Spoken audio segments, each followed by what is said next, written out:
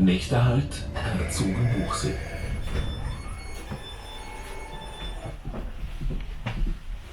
Là, je viens d'arriver dans une petite ville bernoise et je voudrais me rendre à un lieu donné qui n'est pas desservi par un bus de ligne normale. C'est soit mon vélo, soit un bus à la demande.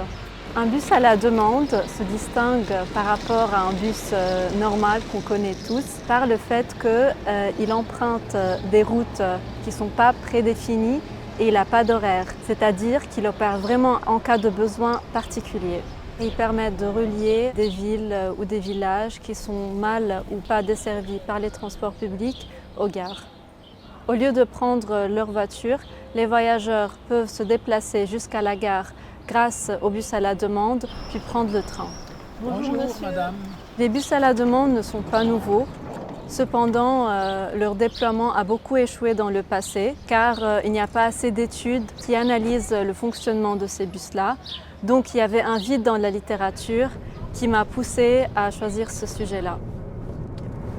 Pour la première partie de mon projet de master, j'ai analysé et étudié des systèmes de bus à la demande déjà existants afin d'identifier des paramètres sociodémographiques qui expliquent quel type de personnes sont intéressées par ce type de bus et aussi pour comprendre et identifier le temps maximal d'attente de détour ainsi que les coûts qui semblent être raisonnables pour les usagers.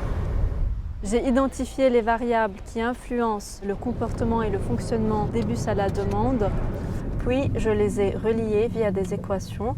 Donc ça m'a permis d'établir la théorie. Afin de valider cette théorie, j'ai modélisé 2 systèmes de bus à la demande dans 2 villes de taille différentes. Une fois la théorie validée, j'ai développé un modèle économique qui m'a permis de soulever plusieurs objectifs, comme par exemple la maximisation du profit ainsi que le calcul du montant d'une subvention publique. Grâce aux 2 modèles que j'ai développés pendant mon projet de master, on pourrait prédire la réussite d'un projet de bus à la demande dans une région donnée, ainsi que déterminer combien ça nous coûterait pour le mettre en place. Depuis l'enfance, je m'intéressais aux mathématiques et aux sciences en général.